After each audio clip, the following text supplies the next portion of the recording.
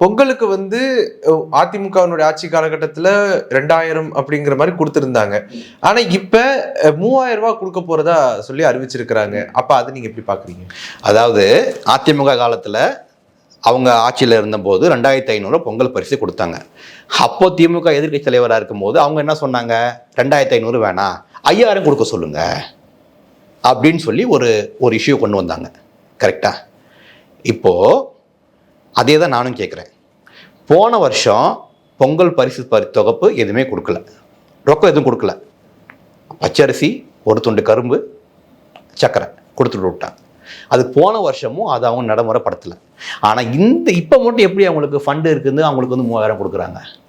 ஏன்னா மறுபடியும் சொன்னது முன்னால் கேட்ட கேள்விக்கு நான் இப்போ பதில் சொல்கிறேன். தேர்தல் நெருங்கிருச்சு, அது மக்களை கவரணும், அதுக்காக கொண்டு வர போகிற திட்டம் தான் இந்த 3000 ரூபாய். அப்படி உண்மையிலேயே ஒரு மக்கள் மேலே அக்கறை இருந்துச்சுன்னா கடந்த 3 வருஷமாக கொடுத்துருக்க வேண்டியதானே?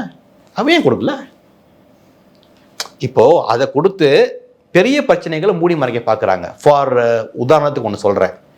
இடைநிலை ஆசிரியர்கள் தொடர்ந்து போராட்டம் பண்ணுறாங்க. சம ஊதியம், சம வேலை வேணும்னு ரொம்ப லாங் பேக் அவங்க போராட்டம் பண்ணுறாங்க. நீங்கள் பார்த்துருப்பீங்க, டிபி ஆஃபீஸில் கூட போய் உட்காந்தாங்க, கலைஞரோட சமாதியில் போய் உட்காந்து போராட்டம் பண்ணாங்க. ஸோ இந்த இஷ்யூஸ் எல்லாமே போயிட்டுருக்கு. அவங்களுக்கு ஒரு நிரந்தரமான தீர்வு இது வரைக்கும் திராவிட முன்னேற்ற கழக அரசு கொடுக்கல. நிறைய ஃபோட்டோஸ், வீடியோஸ், நிறைய போராட்டங்கள் அவங்க தொடர்ந்து நடத்தி அவங்களுக்கு ஒரு முடிவு கிடைக்கல.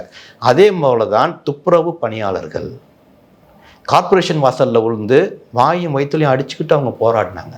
கடலில் கூட போய் இறங்கி போராடினாங்க.